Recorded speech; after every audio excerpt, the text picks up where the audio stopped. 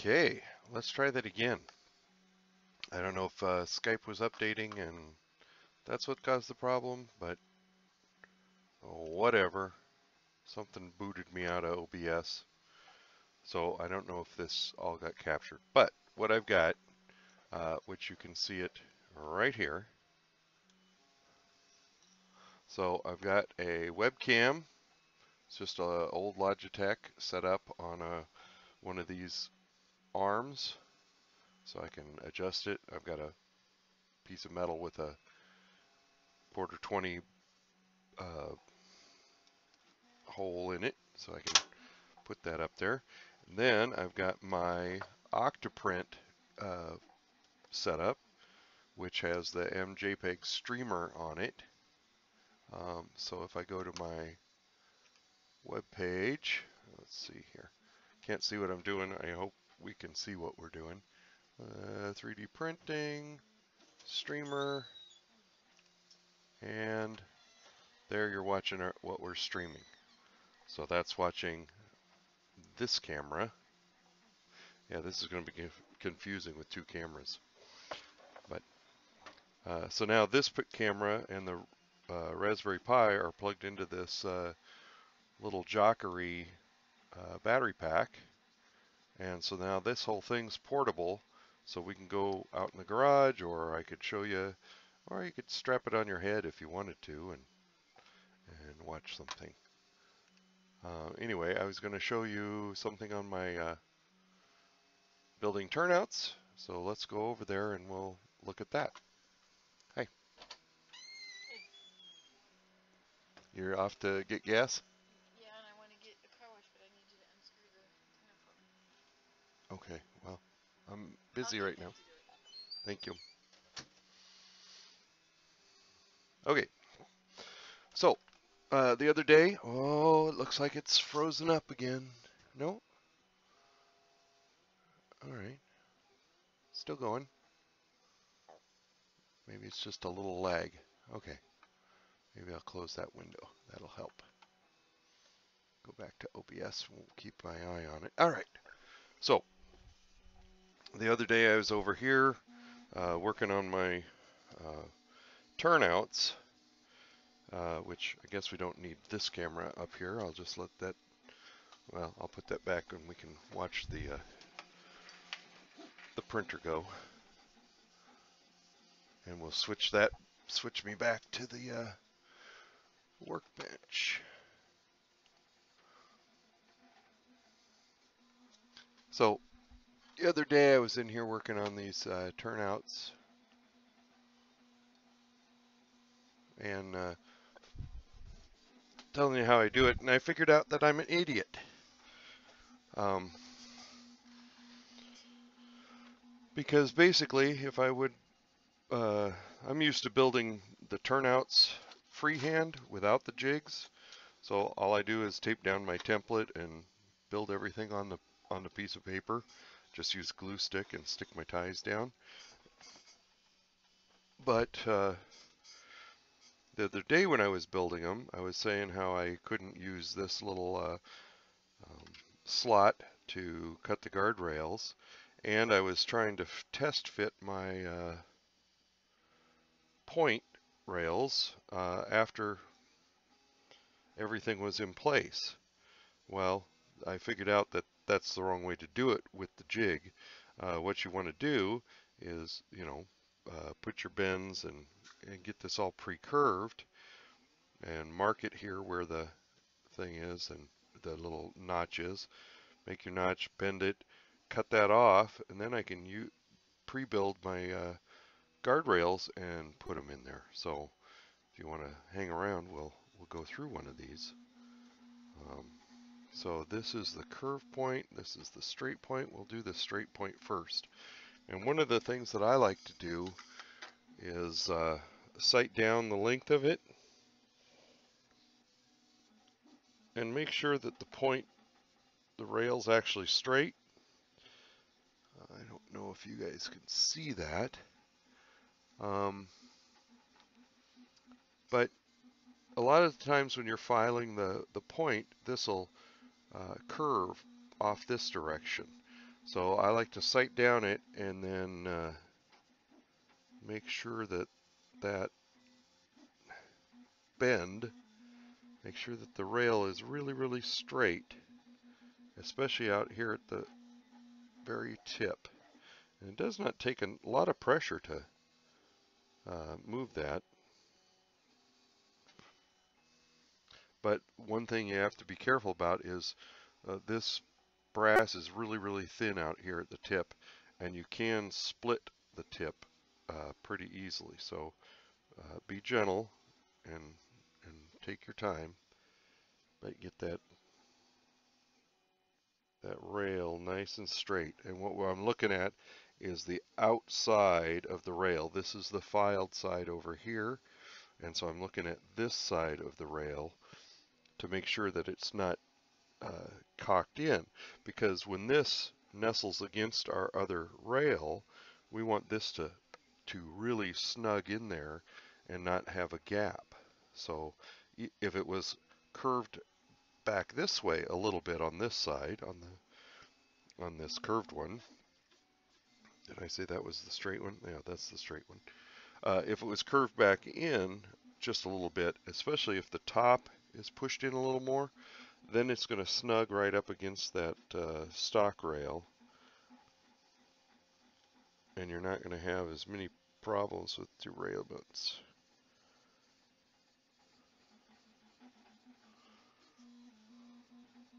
Okay. So the other thing that I do is lay it on the fixture plate, and you can see there's a little bit of springiness to it. The rail has a hump in it, or it's cupped this way. I want to try and bend a little bit of that back out. It's not very much, but you can use the edge of the fixture and hold tight there and just put a little bit of a bend in it and then check it again.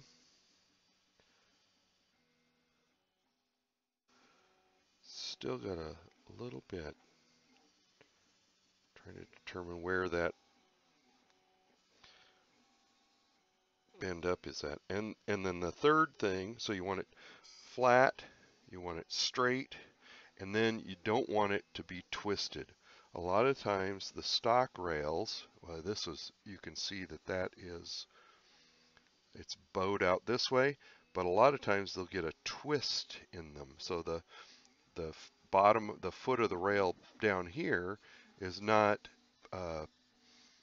in the same plane as this one. They'll be slightly twisted. So that's another thing to watch for. And taking all that stuff out, now this one's not too bad, but sometimes they'll have a pretty big twist in them. So you watch for that. And if they have any, then you just, you know, tweak it a little bit and work the twist out. So that one's going to be our curved rail, so I don't care that it's got a little curve. This one's our straight one, and again, you can see that it's got a curve away from the filed side, so I just work on the bend here, kind of see where it's at, and then sight down the length of it.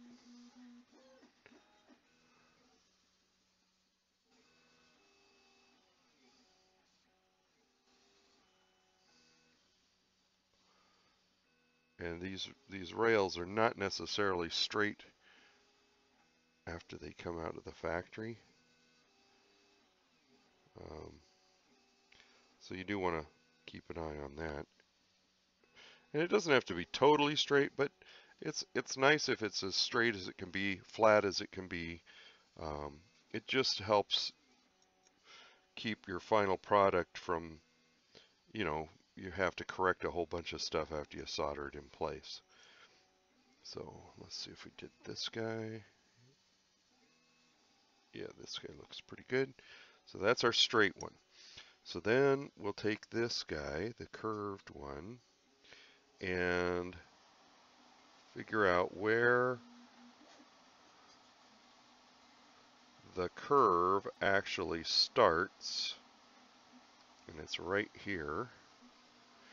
And I take my little smooth jaw pliers and I put just a tiny, tiny, I don't know if you can see that, but it's a little tiny bend in there, okay?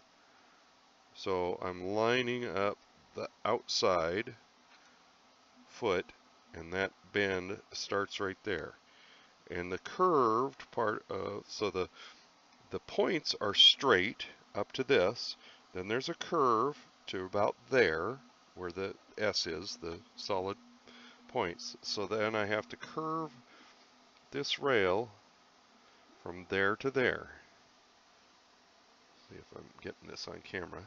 So I just work it gently, and you try to, side along it, make sure your curve's not too tight in one spot, and that you have an appropriate amount of curve to make this straight part line up down here.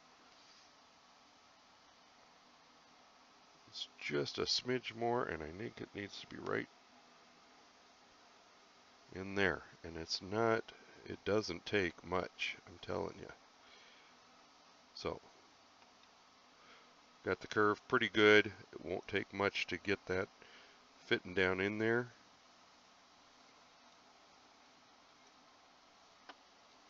Yeah. Yeah, that's good. Beautiful. Okay. So that one's done. That's one point. Now we want that curved stock rail. Same kind of a deal. It's got a little teeny bend right here, real close to where that notch is. And it's not much of a bend, like I said. It's just a little teeny kink right there. And that gets us started at the right angle. Okay, and now we're going to curve, because the straight part of the points ends right just before that H part. And the curve is right in there. So we're going to just give that a little bit of a curve.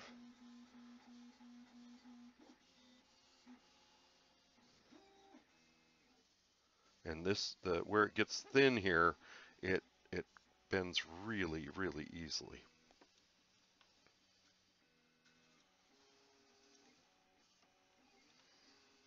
Okay, so I should probably go check on our stream and see that it's still working.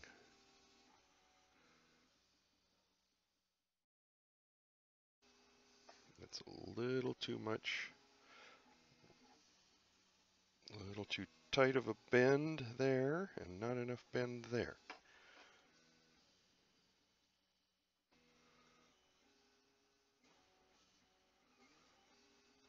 Okay.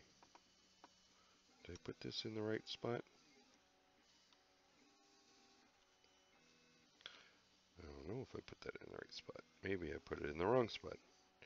It would be like me to put it in the wrong spot with the wrong radius.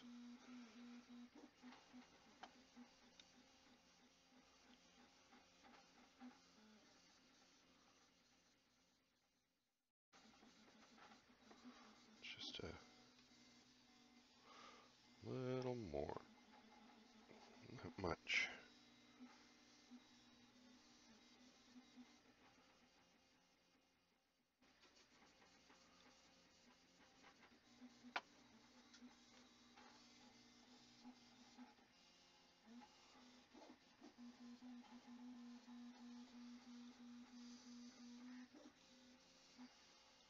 Okay, that works.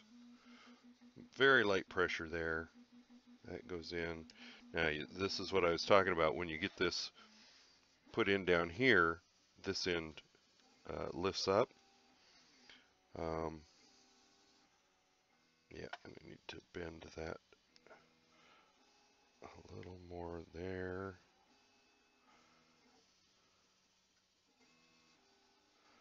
There we go.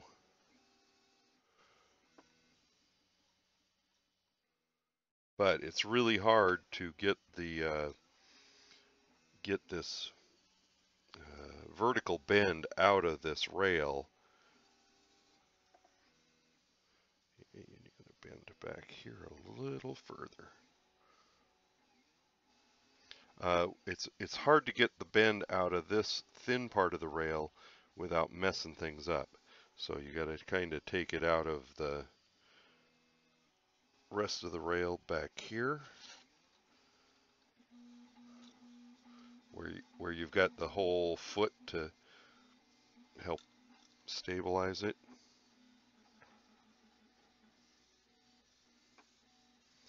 And then you can kind of put a twist in there. There we go. That should be better.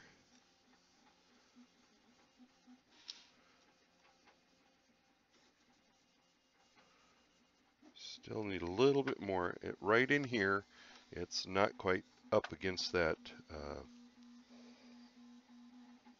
the bottom of the foot in the jig. So we'll give it a little bit more curve right there.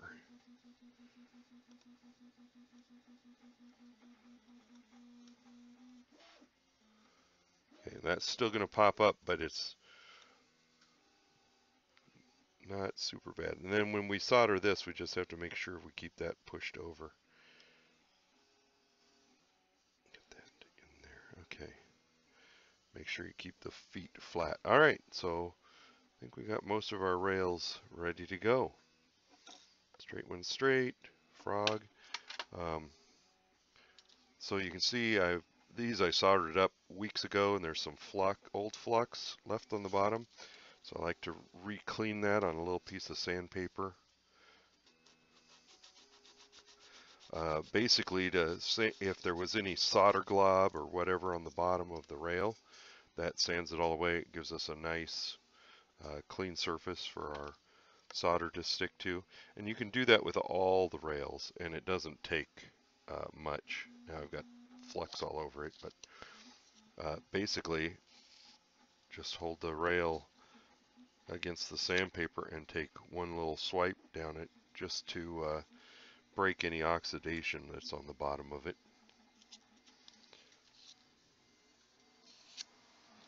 And don't bend your rail at this point.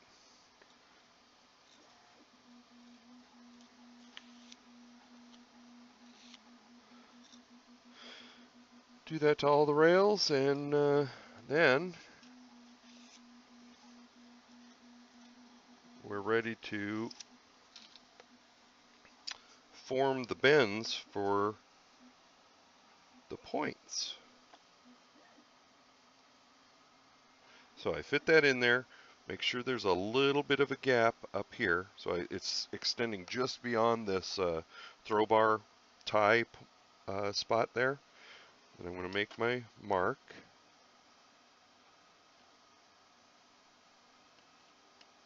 It's just a light little file mark.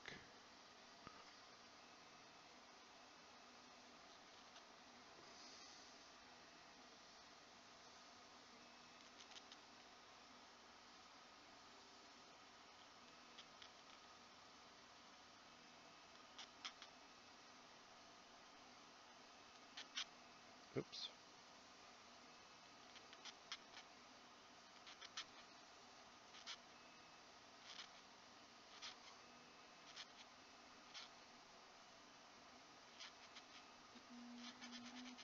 Like I was saying, make sure you deburr everything. Let me check on the stream. Make sure the stream is still good. I see me moving in there, so.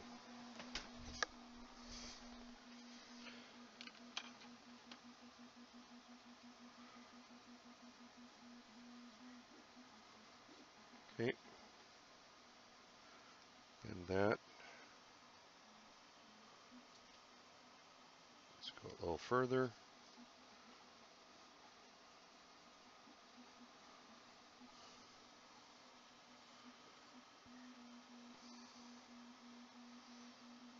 Beauty.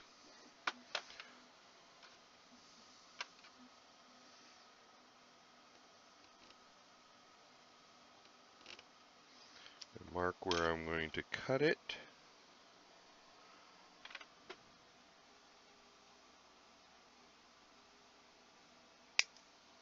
probably need to redo my little jig that I use to cut all these pieces of rail.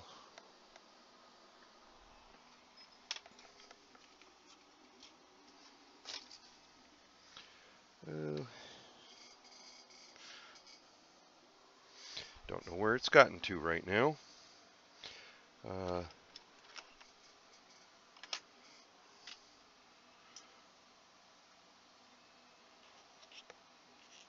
But I'm definitely making these point rails way too long. So I'm going to end up with a whole bunch of little pieces of rail. So right now I'm just filing deburring the ends and squaring them up. And then I will file the little angle. Make sure I file it on the correct side.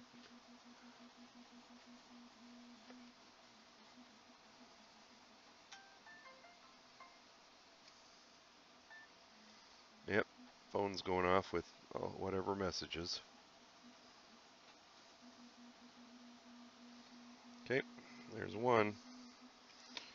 Do the curved point.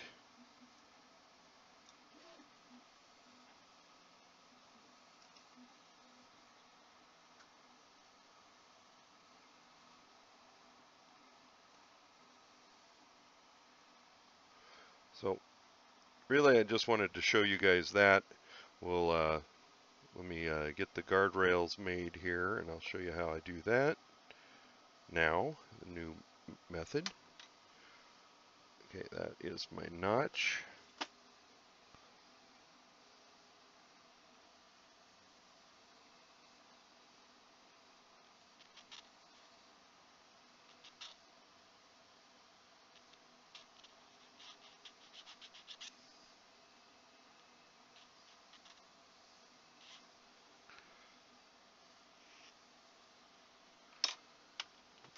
Bend that.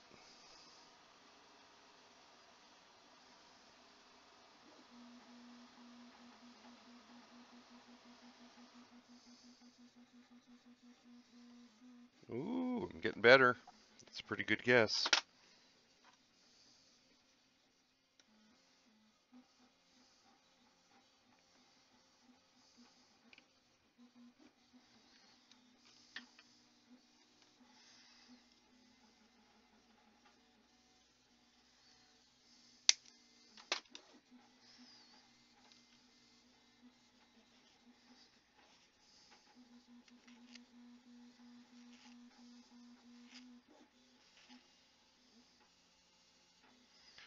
If you're wondering what the printer is printing, that is some new parts for the MPCNC that's out in the garage. That is the XY carriage piece. I'm printing them in PETG.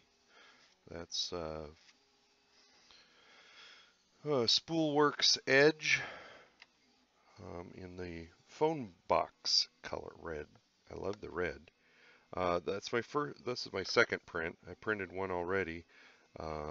Took a while to get the settings dialed in and get everything working the way it's supposed to, but I really like the durability. We had some hot weather this summer, and my mostly printed CNC has a little bit of slop in the XC axis. I'll go show you that here in just a second. Let's make this a set of guardrails here. So this goes into the little notch like that. And then I can chop that off. That's one of them. And then before I cut the second one, you want to re-square up the end, because when you use those nippers, they definitely smush it a little bit. Even a brand new set, they do cut pretty clean, but they will smash the rail flange. And for this part, it doesn't really matter. But if you were cutting regular rail and you were going to put a rail joiner on here, yeah, you definitely want to get all the little burrs, and if it smashed it, you want to get that off of where that foot of the rail is going to be. And let's see if that, oh, that's a little too short. Too short. Okay, that goes in the bucket. Let's see if this one will make one.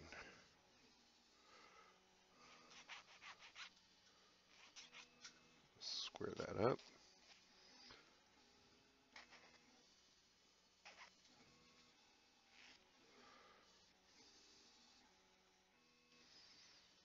Okay. Oh, that one's just right there. I mean, it's a little long, so we'll file that.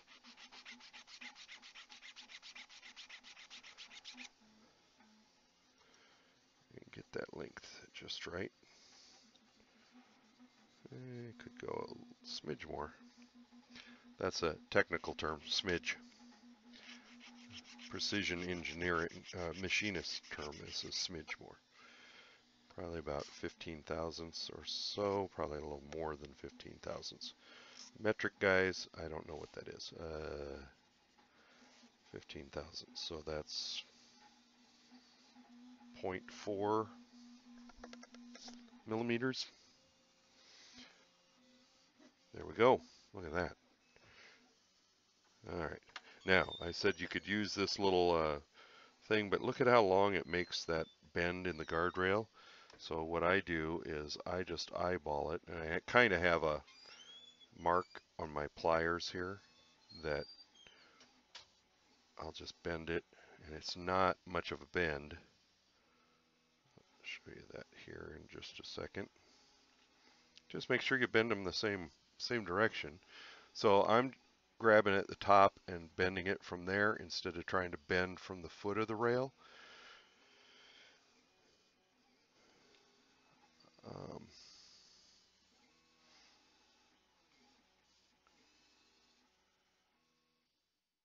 And do the same thing to this guy.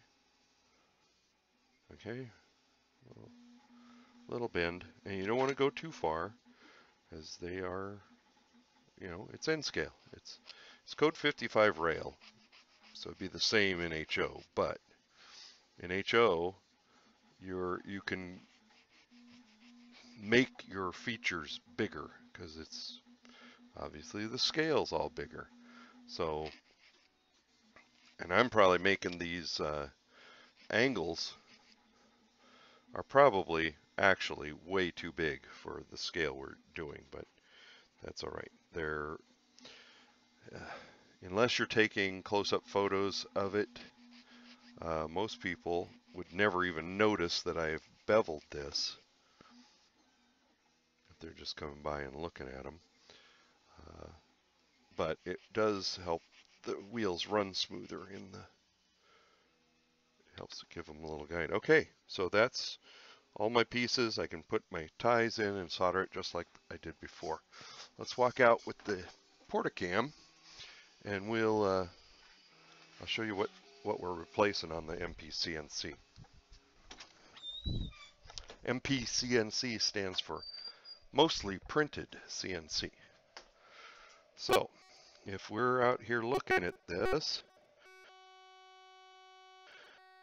this piece right here, there's one here and one here. When you can see there's I don't know if you can see a little bit of slop right here in this bearing set.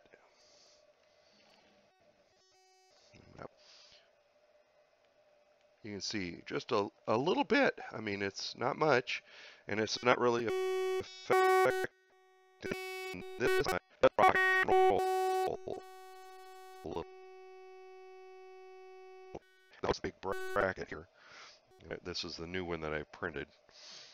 I think it allowed it to relax a little bit, and it warped, and that gives me a little bit of play. And it's only on this y-axis. This x-axis one is really tight and really nice. So I don't know why this particular one warped.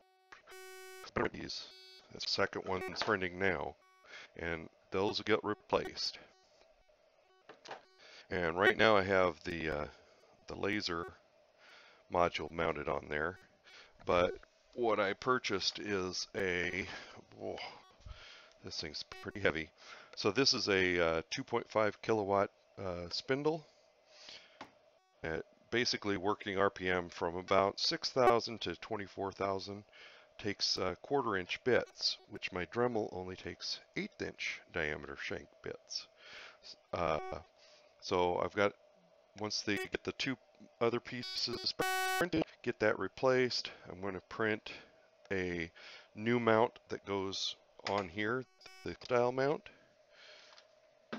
and we'll zip tie the spindle on there and see how heavy it is. See if this Z-axis motor can actually lift the thing. If it doesn't, if it's too heavy and it'll fall, drop if you don't have any power, then we'll print this right here, this mount, and I will use it while this is, and build a tower with some arms and some bearings, and then fight or cup and over these two and down with it. So that will get that solid.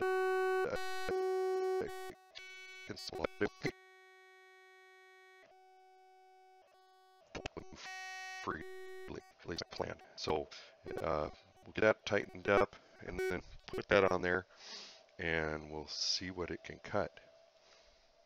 That ought to be exciting. Okay, well, so first test of the Raspberry Pi Action Cam, I guess you'd call it, Portacam. 35 bucks for the Pi. The webcam I already had. It's an old webcam, and then build a little mount for it. And the battery was maybe $35, and that is a 12,000 milliamp hour battery. Seems to be running the Pi just fine and running the camera just fine. So if you guys are looking for something to do live remotes where you can stream to around your house, I wouldn't suggest that you try to use it out in public on a public network, but it definitely will give you some nifty capability for your streams.